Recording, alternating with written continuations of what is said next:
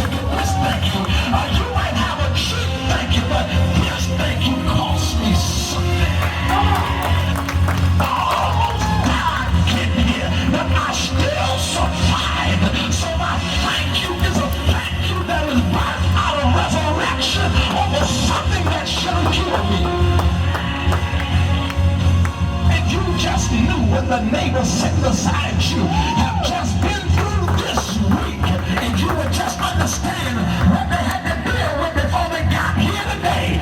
You will look at them crazy when they lift up their voice and shout and thank you. Hallelujah! Isn't it amazing? You can be in worship right in the presence of God, and you got people in that same worship experience that hate you, that are jealous of you, that don't like you, and they speak in tongues.